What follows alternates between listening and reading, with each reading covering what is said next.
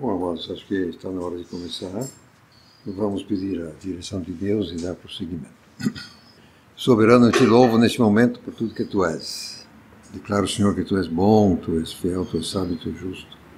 Além de soberano em todas as coisas. Declaro, Senhor, que nada mais queremos aqui a não ser a tua vontade, a tua honra, a tua glória, teu reino. Então, venha, Espírito Santo, tomar conta de mim, de todos, conduzir efetivamente nosso tempo aqui juntos em prol de teu reino, Senhor. Venha realmente nos iluminar, dar compreensão correta de tua palavra, tua verdade.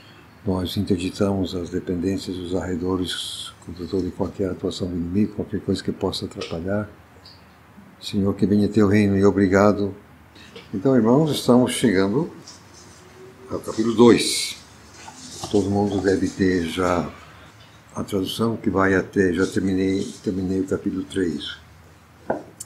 A primeira palavra aqui é portanto, e essa palavra tem a função de vincular o que segue com o que passou.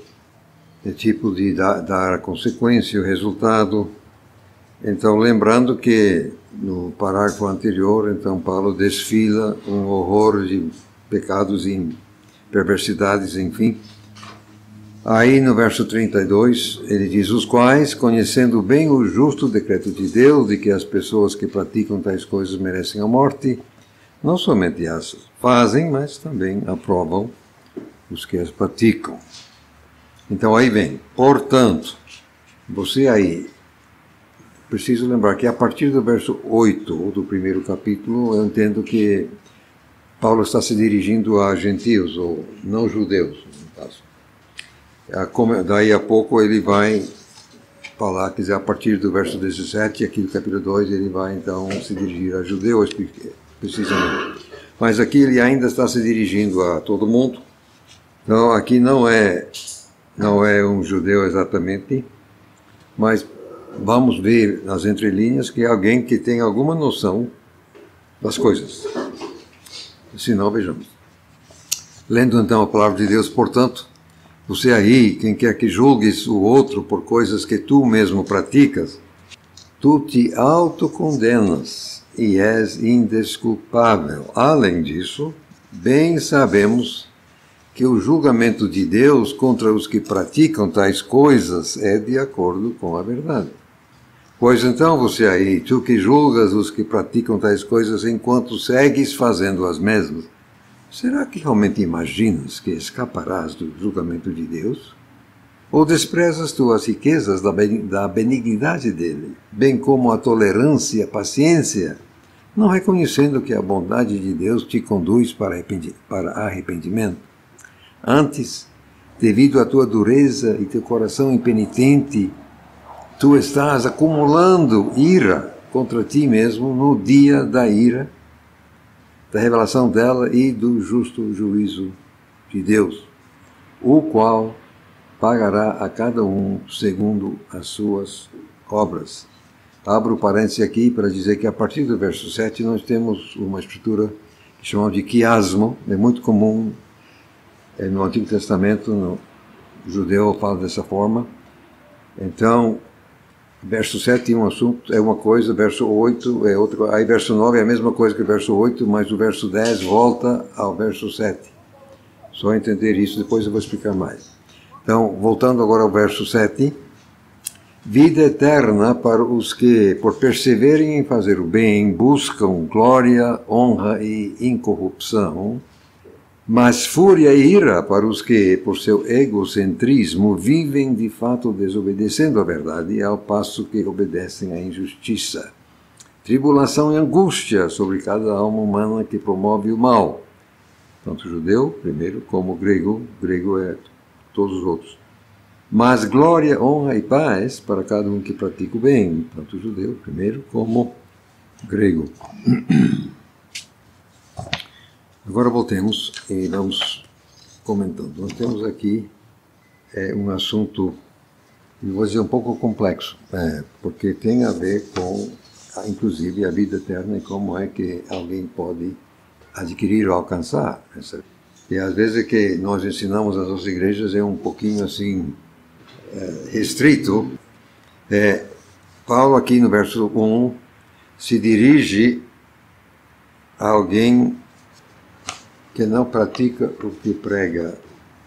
Quer dizer, esse problema não é só de hoje, não. Sempre houve quem pregasse para os outros sem ele mesmo fazer, né? Isso aí, infelizmente. Então, a questão é que não é um procedimento muito recomendável. Veja vocês aqui. Paulo é bem direto. Ó. Tu te autocondenas. Quer dizer, você julgando o outro, mas fazendo a mesma... Não dá. És indesculpável. Aí ele explica mais. Além do mais, bem sabemos que o julgamento de Deus contra os que praticam tais coisas é de acordo com a verdade. Essas tais coisas remontam exatamente àquela lista terrível que encerrou o primeiro capítulo, que toda essa lista de barbaridade, as ditas tais coisas. Então, sabemos que o juízo de Deus contra quem pratica tais coisas é correto, de acordo. Agora, então, bem, ele vai realmente apertando mais ainda esse tipo de pessoa. Verso 3, você aí, tu que julgas os que praticam tais coisas, enquanto segues fazendo as mesmas. Isso é uma incoerência, não? Agora bem, será que realmente imaginas que escaparás do julgamento de Deus? A questão aqui é exatamente entender que tipo de cegueira está na cabeça de alguém que pensa dessa forma. Alguém que acha que ele pode condenar outro, ele faz a mesma coisa e ele vai escapar? Mas nada. Mas como é que alguém consegue cair numa contradição tão aberrante, tão óbvia? Agora bem, agora vamos ver aqui o que o pessoal não entende tantas vezes, ou despreza, estou no verso 4, okay? Desprezas tu as riquezas da benignidade dele, quer dizer, de Deus, bem como a tolerância e a paciência, não reconhecendo que a bondade de Deus te conduz para o arrependimento. Aí que muitas pessoas se enganam tristemente, até calamitosamente. Só porque Deus é bom, benigno, tolerante e longânime, tem pessoas que imaginam que ele seja fraco, até inexistente, não faz nada, então não está nem aí. As pessoas não entendem a bondade, a benevolência de Deus. Ele está sendo paciente, está sendo longânime, está dando todas as oportunidades possíveis para que a pessoa se compenetre, a pessoa crie juízo, caia em si, enfim. Mas muitas vezes tem pessoas que não entendem. Acham, não, é que Deus... E o problema do mal no mundo, muitas pessoas vão no mesmo raciocínio. Como é que um Deus bom pode permitir? Então, se eu fosse Deus, eu não faria isso. Então, já que Deus permite, então porque não deve existir. E aí o pessoal vai porque se apoiando numa dedução improcedente, uma lógica falsa. A presença de Deus, de mal no mundo, é culpa nossa. Não é culpa de Deus. Eu acho que já falei sobre isso um pouco. Mas então, aqui então, as pessoas deveriam entender e serem conduzidas ao arrependimento exatamente pela bondade de Deus, a sua paciência, a sua tolerância. Mas, infelizmente, muitas vezes as pessoas tiram a conclusão exatamente contrária e vão piorando em vez de melhorando. Agora, aqui vem, no entanto, o resultado amargo desse procedimento. Verso 5. Antes, devido à tua dureza, ele ainda está se dirigindo àquela pessoa, ok? Devido à tua dureza e teu coração impenitente, tu estás acumulando ira contra ti mesmo, no dia da ira, da revelação, entendo dela, da ira e do justo juízo de Deus. o qual pagará a cada um segundo as suas obras. Agora vem cá, gente, acumular ira não seria exatamente um procedimento muito sensato. Né? Para que alguém queria acumular ira contra si, quer dizer, contra a própria pessoa? Não, eu imagino que as pessoas não chegam a pensar nesses termos. Se alguém se convence que nem Deus não existe, então, se Deus não existe, então ira de Deus também não existe. Um ser que não existe não pode ter ira e não pode ter mais nada. Então a pessoa entra num raciocínio equivocado, falso, mas uma vez que está lá dentro, às vezes não consegue sair, pelo menos não sozinho. Precisa alguém de fora chegar e ajudar a pessoa. Epa. Agora, a plena revelação da ira e do justo juízo de Deus vai pegar muita gente de surpresa. Imagino assim, que não estavam levando a sério quando realmente estiverem diante do juízo final, o trono branco. Ai, ai, ai. Aí vai ter ira. Está no texto. Agora, essa questão de cada pessoa pagar pelo que fez, isso vem do antigo, isso não é só de agora não. Vamos ver aqui dois textos que vêm lá de atrás. Salmo 62, verso 12.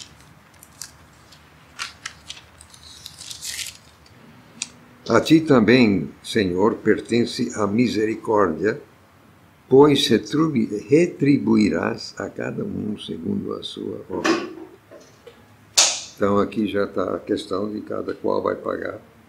Aí o salmista apela ainda para a misericórdia, o que, aliás, não faz mal. Vamos ver agora Provérbios 24, verso 12.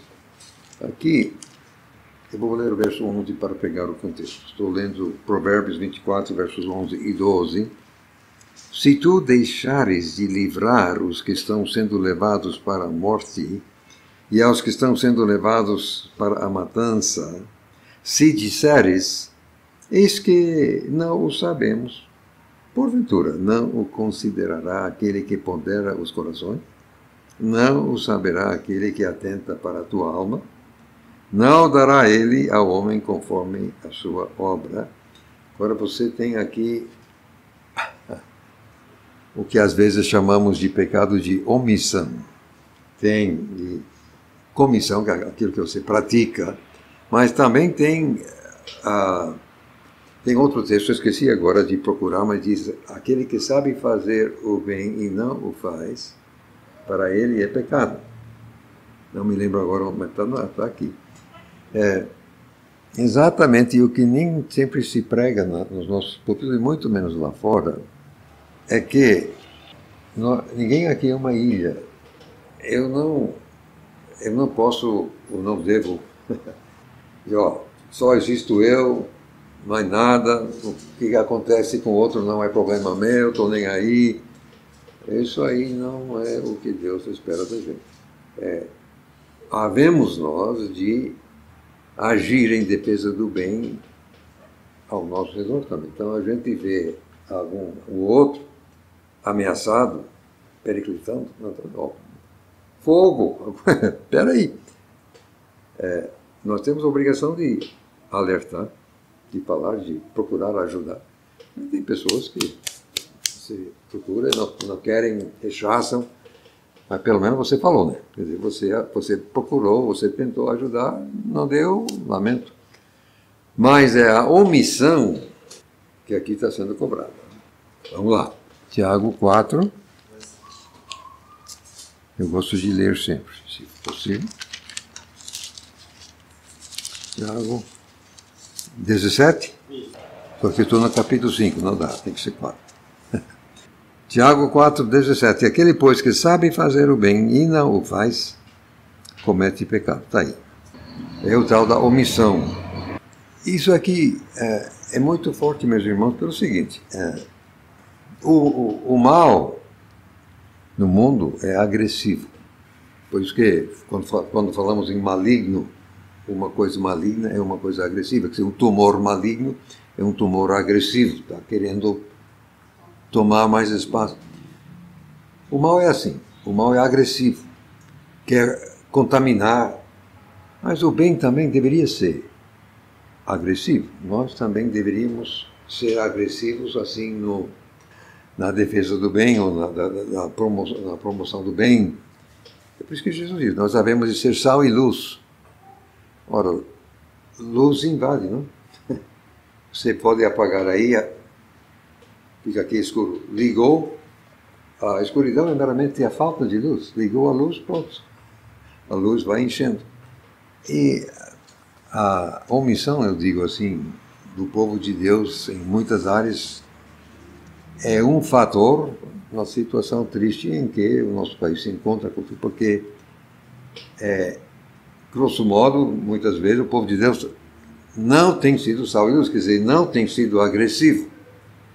O pessoal está louvando a Deus dentro das quatro paredes da igreja, mas lá fora Satanás está tomando conta. Então, essa agressividade do bem, a luz, sal. O que? Você joga um tanto de sal na comida, assim, no arroz, no feijão. O que o sal faz? O sal não fica. O sal fica invadindo a coisa toda. Sal e luz, só que muitas vezes a gente amarela, Mas aí vem as consequências. Aí nós temos que viver nesse mundo que está apodrecendo nossos filhos que viver nesse mundo, aí vai. Então, o que nem sempre pregamos assim adequadamente e nem sempre o pessoal entende é que tudo que fazemos tem consequência além do porvir.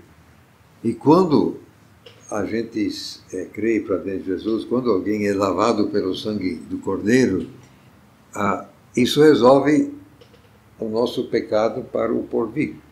O perdão de Deus resolve as consequências do pecado lá em cima.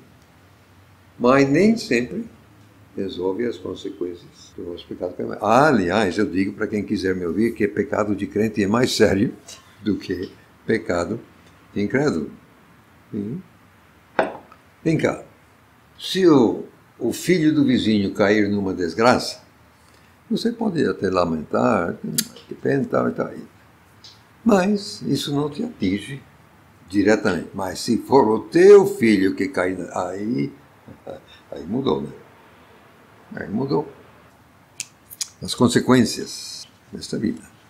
Agora, vamos atentar com calma e cuidado aos versos 7 a 10. Isto aqui vai contra, por vezes, aquilo que nós ensinamos a respeito da salvação e como é que a salvação se adquire.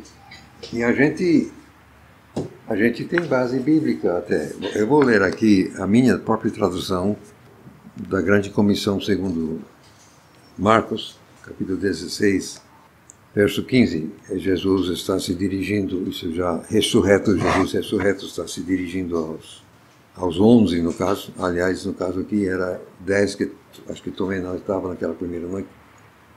O Iscariotes estava longe. Vão pelo mundo inteiro, está aqui a comissão, vão pelo mundo inteiro e proclamem o Evangelho a cada criatura. Aquele que creu, atenção, não está assim na sua Bíblia, aquele que creu, tá? O texto grego é passado, pretérito. Na sua Bíblia é aquele que crer, parece futuro. Não é. Aquele que creu e foi batizado será salvo, mas aquele que não creu será condenado. Então, este texto mal traduzido e mal entendido tem dado também margem a ideias improcedentes, mas tanto em Mateus como em Lucas, o batizador, dizendo respeito a Jesus, diz que eu batizo com água, mas ele vai batizar com o Espírito Santo e com fogo. Aí em seguida, o verso, o qual, quer dizer, então esse pronome deixa que não é então uma ideia nova, é uma sequência da ideia, o qual tem a coisa aí na mão para limpar a eira, ele vai guardar o trigo e vai queimar a palha com fogo inapagável, que é fatalmente o lago. Quem já recebeu esse artigo meu sobre batismo, se que não, eu posso mandar batismo na Bíblia. Gente, é só questão de 1 ano ou 2 para cá, que de repente me caiu.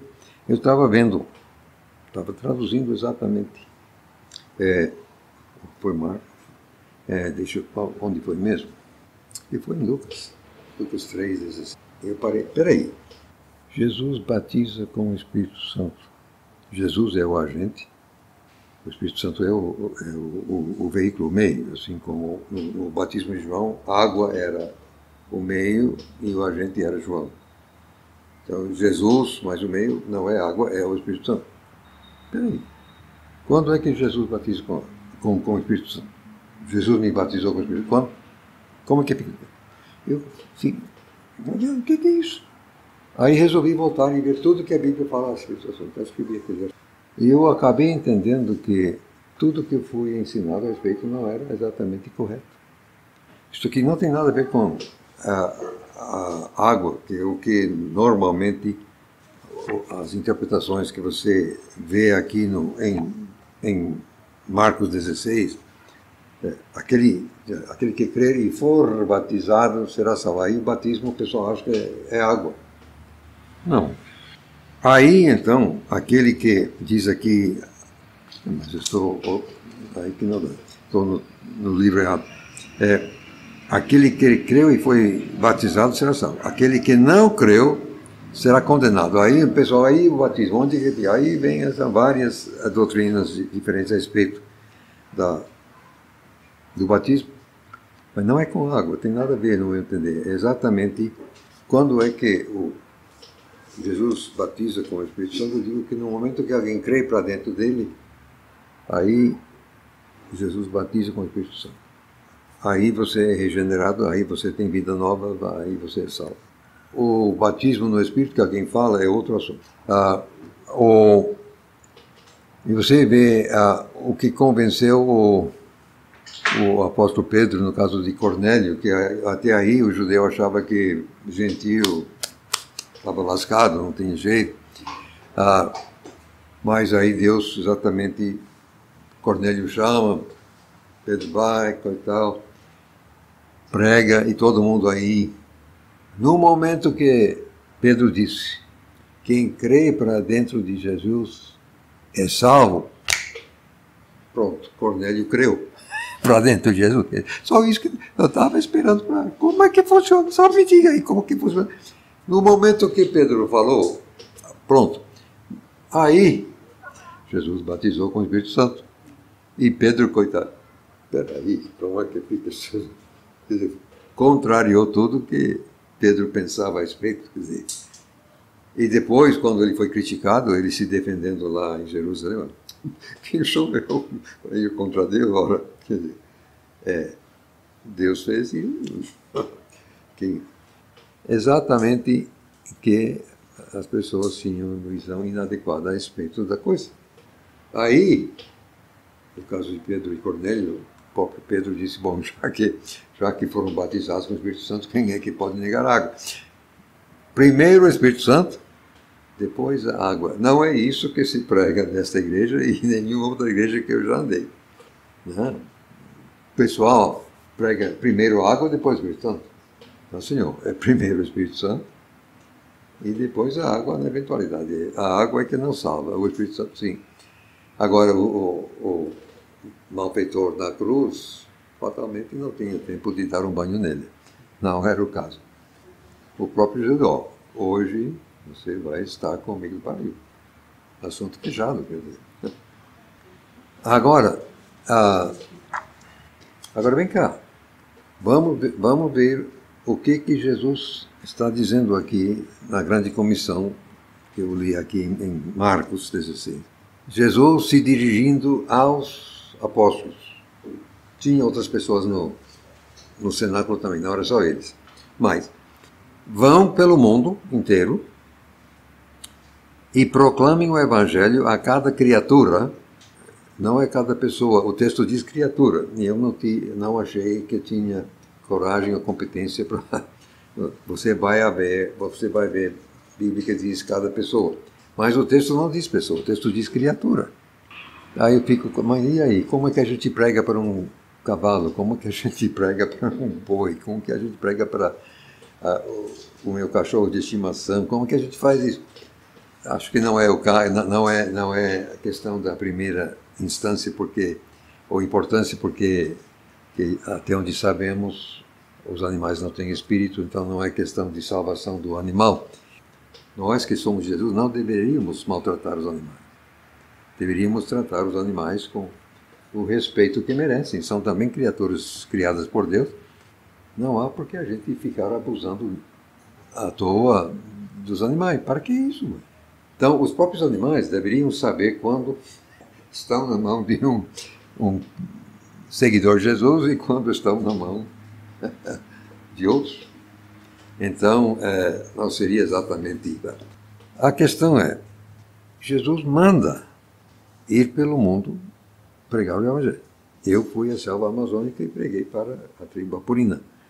Então, aquele que creu e foi batizado será salvo. Aquele que não creu, quer dizer, ouviu e não creu, lamento. Ouviu e não creu. Mas o que acontece com quem nunca ouviu? É até aí que quero chegar. Porque aqui, creio que, voltando aqui a Romanos, este texto tem a ver com essa questão. Que é uma questão aguda, convenhamos, que isso aí não é fácil, não. O que acontece com a maior parte da humanidade que nunca ouviu, coitados. Deixa eu ler aqui a caminho. Não estou fugindo do assunto, não. Isso aqui é a caminho. Vamos ver o que está em 2 Crônicas, capítulo 16 e verso 9. Acho que vocês já me ouviram sobre isso, ou vão ouvir outras vezes. 2 Crônicas, capítulo 16 e verso 9. Está assim a palavra de Deus. Porque quanto a Jeová, seus olhos passam por toda a terra para mostrar-se forte para com aqueles cujo coração é íntegro para com ele. Misericórdia. Que coisa! Os olhos do Criador ficam percorrendo a terra à procura de alguém que esteja correspondendo. É aquilo também, de forma um pouco diferente, em João 4, versos 23 e 4, Jesus falando com aquela mulher samaritana, diz que o Pai procura quem o adore em espírito e em verdade. O Pai procura.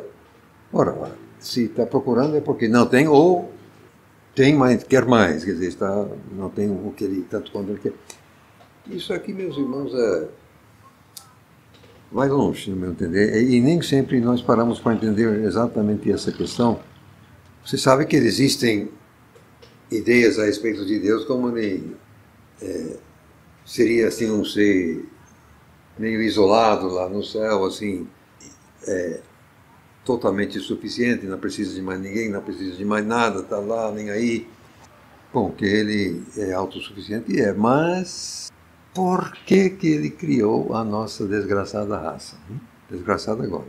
Quando criou não era desgraçada. Mas para que Deus criou uma raça que nem a nossa?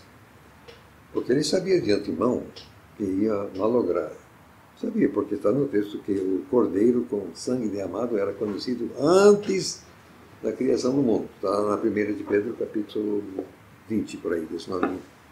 Então, se o cordeiro foi morto antes, é porque Deus sabia que ia malograr e seria preciso ele mesmo pagar o terrível preço do Mas por quê?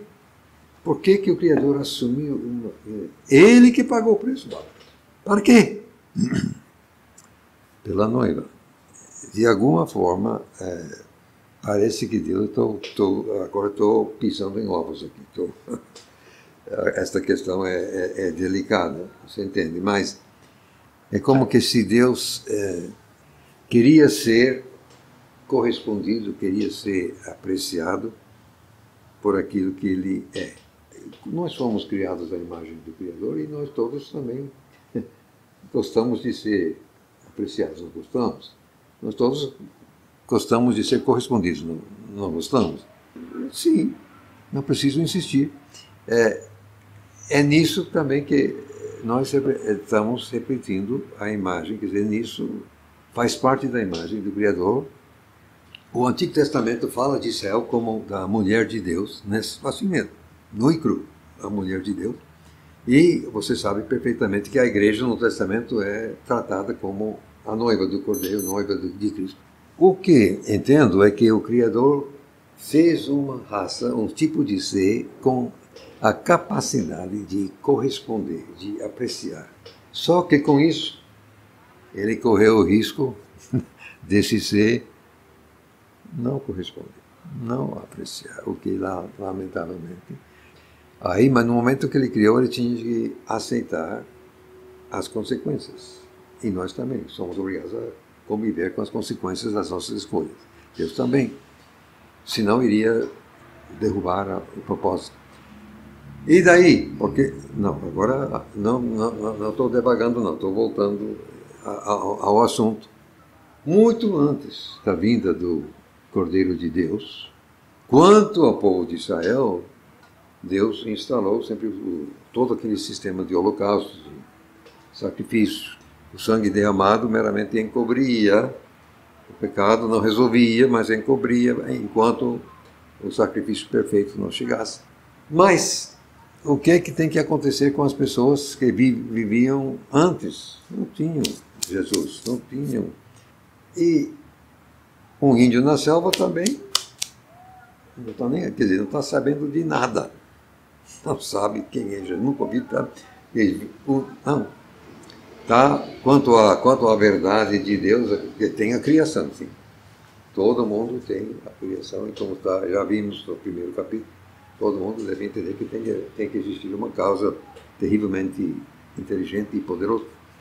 O que eu entendo é que exatamente esse desejo do Criador de ser correspondido, de ser reconhecido, sempre operou.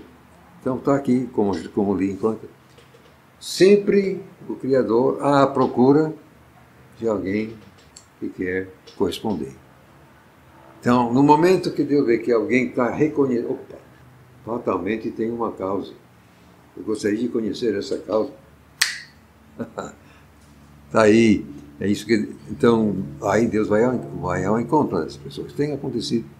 Nós temos, não são muitas as histórias nas missões modernas, mas que Deus simplesmente faz milagre para que alguém ouça. E mesmo quando nunca a pessoa pôde ouvir, no caso do Antigo Testamento, porque nem existia, nós vamos ver, chegando ao capítulo 3 aqui de Romanos, ele vai tratar exatamente da questão dos que pecaram lá atrás. Mas vamos agora com todo esse... nem sei se foi uma explicação, mas eu falei tudo aquilo para voltar agora aos versos 7 a 10. Estamos no segundo capítulo agora de Romanos outra vez. Verso 6, Deus vai pagar a cada um segundo as suas obras. Aí, esse pago vai em duas direções, desculpe. Ou vida eterna, para um lado, ou angústia eterna, por outro lado. Então eu vou ler os versos 7 e 10, que tem a ver com o lado bom. Vamos ver aqui. Depois eu volto para 8 e 9. Vida eterna para os que, por perseverarem em fazer o bem, buscam glória, honra e incorrupção. Aí prossegue no verso 10, glória, honra e paz para cada um que pratica o bem. Tanto o judeu, no primeiro caso, como o grego ou gentil não judeu. Mas vem cá, o texto aqui diz vida eterna. Ora, vida eterna é vida eterna. E como é? Vida eterna para os que, por perseverarem em fazer o bem, buscam glória, honra e incorrupção. O Cornélio seria um caso específico no texto, mas a solução que eu dou, irmãos, querendo entender dentro do texto, o texto é claro que sem derramamento de sangue não há remissão. Então, sem o sangue derramado do Cordeiro de Deus, todos nós estaríamos fritos, defumados e acabados. Quer dizer, não teria esperança. A razão pela qual Deus pode nos contemplar com graça, misericórdia e com salvação é porque o preço do pecado foi pago. O salário do pecado é a morte. E o Cordeiro de Deus morreu, ele pagou. Ele morreu, não vai entender fisicamente, mas também espiritualmente. E morte espiritual é estar separado do Pai, e durante as 3 horas de escuridão, entendo que isso aconteceu com Jesus. Tanto é que ele deu aquele um berro angustiado: meu Deus, por que me abandonaste? Simplesmente a única vez na eternidade que isso aconteceu. Deus concede a salvação, a vida eterna, a pessoa com base no sangue derramado do sangue do Cordeiro. Não fosse o sangue do Cordeiro, nada a ver. Mas eu entendo que o Supremo e justo juiz, com ele é exatamente justo, ele entende que uns têm mais luz e outros têm menos luz. Ele leva em conta isso, leva em consideração isso aí. Porque você vendo lá em Apocalipse, o último juízo, diz claramente, mais de uma vez, que cada um será julgado conforme obras da pessoa. Mas não é. Como é que você pode julgar as obras de quem quer que seja? Como é que você julga as obras de alguém? Você tem que saber o contexto dentro do qual o sujeito viveu e praticou. E sem você saber do contexto, você não tem como entender o que deu na cabeça do sujeito, o que foi, como foi. Você tem que ver o contexto para poder avaliar. O efeito é o efeito. Se ele matou, está aqui o cadáver. O efeito, mas o porquê? Isso aí é que tem que ser julgado. Como eu fui trabalhar com índios, eu obviamente me interessei no assunto. Queria entender o que estava fazendo lá, afinal que não foi bom. Quem chamou de Inferno Verde andou lá uma lei. Imaginemos então, é o juízo final, trono branco. Chega a vez de um índio. Nasceu, viveu, morreu na selva, nunca ouviu nada. 0,00. Chega a vez dele. E ele começa a reclamar. Mas, soberano, Senhor Deus, como pode? Nunca ninguém chegou na minha aldeia, nunca jamais ninguém. Meu pai morreu, nunca ninguém tomou, não sabíamos nada. Como é que o senhor pode me julgar? Com toda humildade, você sabe que eu estou me projetando onde talvez não deveria, mas imagino, ok, que a resposta do juiz vai ser mais ou menos: sei, você nunca ouviu. Eu cansei de mandar meus servos e atendeu e ninguém foi, e vocês não. Eu lamento de coração. Mas eu quero que você entenda que eu não vou te julgar a partir de um evangelho que você nunca ouviu. Eu vou te julgar dentro do contexto que você muito bem conhecia, sabia que é que eu que já morei com índio, posso dizer que toda tribo, todo povo no mundo tem alguma moral. Eles não têm a moral da Bíblia. A moral deles é o nível inferior. Mas eles têm alguma moral. Eles sabem que algumas coisas prestam e que outras coisas não prestam. Eles sabem perfeitamente isso. E entendemos que todo ser humano nasce com consciência. Então, eu creio que o soberano vai mostrar ao índio que mesmo dentro da cultura dele, mas ele não correspondeu. Ele sabia que certas coisas eram certas, mas nem sempre fez. Ele sabia que certas coisas não prestavam, mas fazia. Agora, vejam onde está mesmo. Está em Lucas. Cadê? Onde está você? Sim, Lucas 12, 47. Vejam agora vocês o que está em Lucas 12, versos 47 e 48. O servo que soube a vontade do seu senhor e não se aprontou, nem fez conforme a sua vontade, será castigado com muitos açoites. Mas o que a não soube e fez coisas dignas de açoites, com poucos açoites será castigado. A qualquer que muito for dado, muito se lhe pedirá. E ao que muito se lhe confiou, muito mais se lhe pedirá. Então, aqui nós temos claramente que o julgamento tem a ver com o tanto de luz que cada pessoa tinha.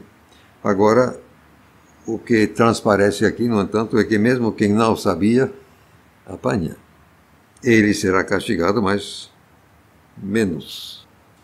A explicação mais detalhada da vontade de Deus que nós temos a partir da Bíblia. Quem não tem a Bíblia, obviamente, não dispõe dessa explicação mais detalhada. Mas, grosso modo, todo mundo tem consciência, todo mundo sabe que certas coisas prestam, outras coisas não prestam. Então,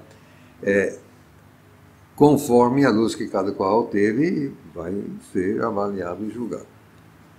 Então, essa conversa toda, porque a questão é aguda, a questão do destino eterno de qualquer pessoa é, obviamente, a questão mais aguda que existe nesta vida. Não tem outro assunto mais importante do que o destino eterno de uma pessoa. Não existe. Então, é totalmente importante e interessante entendermos como é que se consegue a vida. E não vender mentiras às pessoas, dizer coisas que não procedem, dar uma confiança, uma segurança falsa que pode, de fato, ter consequências calamitosas para o coitado que foi enganado, foi ensinado de forma improcedente. Aliás, o que não falta nas nossas igrejas são pessoas que vão levar uma surpresa para lá de terrível, que nunca foram batizados por Jesus. Então, mas voltando ao texto, vida eterna, para os que realmente perseveraram em fazer o bem, buscando glória, honra e incorrupção. Queriam. Era o caso do Cornélio, por exemplo. Agora vamos ao outro lado, versos 8 e 9.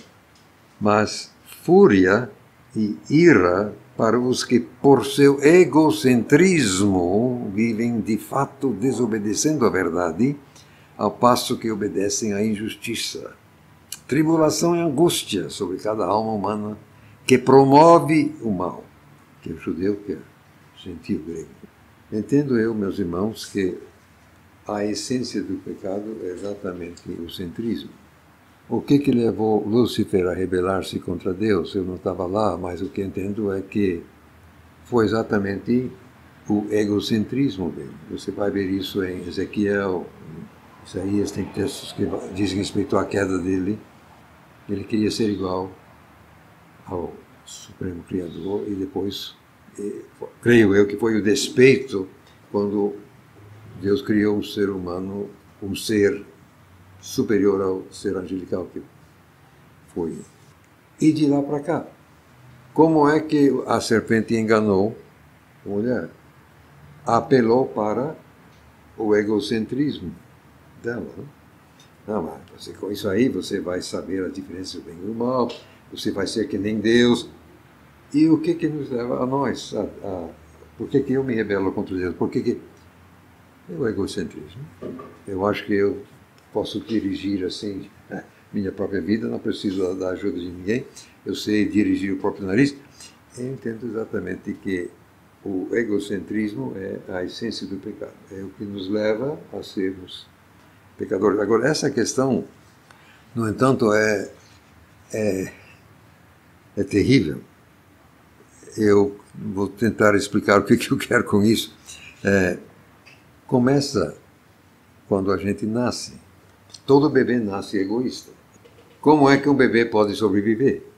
Só por dizer, eu já fui bebê, mas não me lembro mais como foi aqui.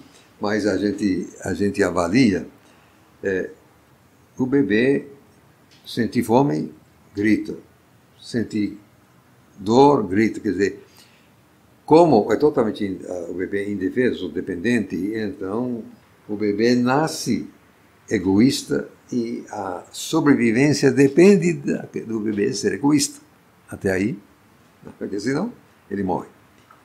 A dificuldade é que quando a pessoa vai crescendo, deve receber educação e orientação para ir se livrando, ou pelo menos segurando, controlando, enfim, esse egocentrismo.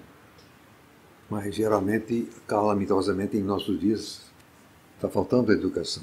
São realmente poucas as crianças que guardam em casa. Antigamente não. Antigamente não se dependia da escola, as crianças eram educadas em casa.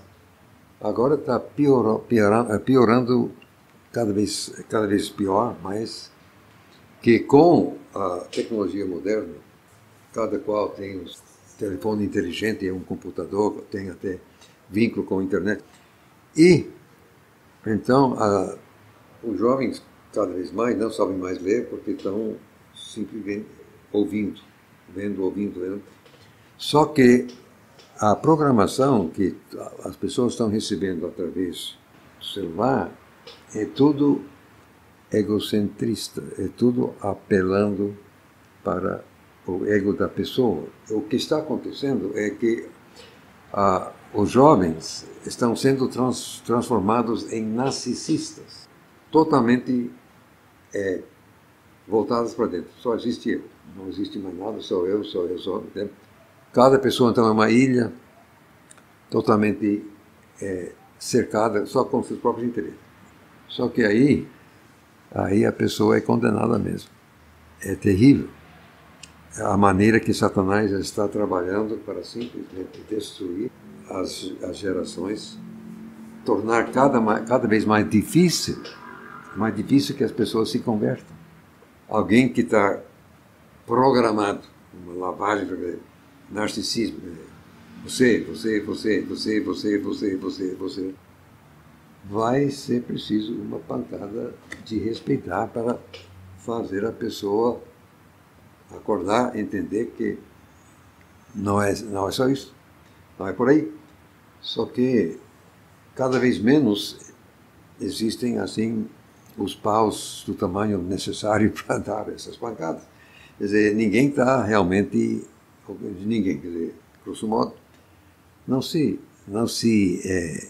encara, as pessoas estão meramente armazenando ira. Que coisa triste.